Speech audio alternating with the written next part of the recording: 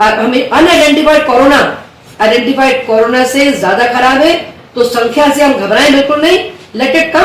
हमारा प्रशासन इसको अच्छी तरह हैंडल कर रहा है। इस समय सैंपलिंग की जो गति बन गई है वो बहुत अच्छी बन गई है, पर लंबे समय पर कर्फ्यू को अगर हमें बिना कष्ट के, लोगों को बड़ी तकलीफें आए बिना अगर चलाना है, तो अब हमको उन व्यवस्थाओं को, सप्लाई चेन को ठीक कर लेना चाहिए।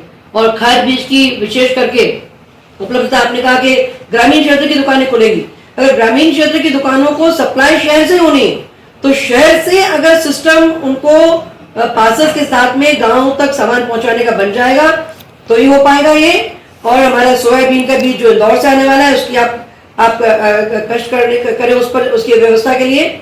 और सारा हमारा कपास का बीज टिश्यू कल्चर सब महाराष्ट्र से आता है, उस पर आपको अपने हॉर्टिकल्चर और एग्रीकल्चर के रिस्पेक्टिव ऑफिसर्स आपको और बारीकी से बता देंगे। और आप इस पूरे व्यवस्था में आप जिस मुस्तैदी से काम कर रहे हैं, डाइट का भी आपने जिस प्रकार से उपयोग कर लिया है, मैं तो प्रशासन को बहुत बधाई देती हूँ और आपको और आपकी टीम का अभिनंदन करना चाहती हूँ। धन्यवाद। करने की आवश्यकता है। और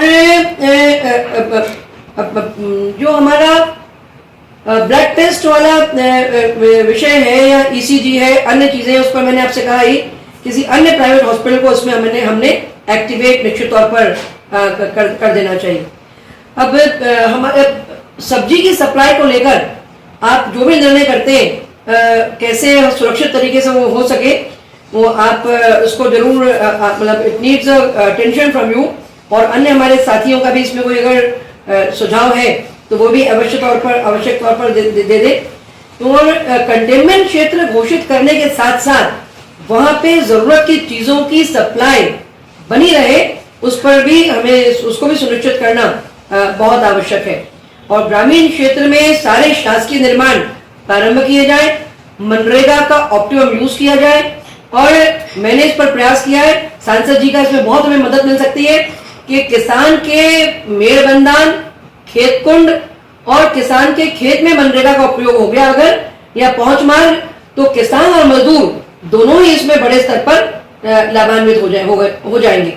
इतने लंबे समय के लॉकडाउन से और इतने सारे ओरिएंटेशन से लोगों ने अपने आप को बहुत हद तक तैयार कर लिया है, वे समझ गए सोशल डिस्टेंसिंग के मायने। और हमको ये जरूर देखना पड़ेगा कि जिन क्षेत्रों में सैंपल्स नहीं लिए जा पा रहे हैं या नहीं लिए गए हैं, उन पर हम आइडेंटिफाई करें, ताकि ऐसा ना हो कि कोई क्षेत्र विशेष सैंपलिंग से छूट जाए और कोई बहुत भयावह स्थिति उस समय सामने ना आ जाए, जैसे ग्रीन जोन होते होते हम एकदम संकट में आ गए। तो उन जगहों को आइडेंटिफाई करके सैंपल ले लिए जाए। यहाँ पर सैंपल लिए जाने चाहिए थे, पर किन्हीं कारणों से नहीं लिए जा पा रहे हैं और कोई नहीं मिल पाता है।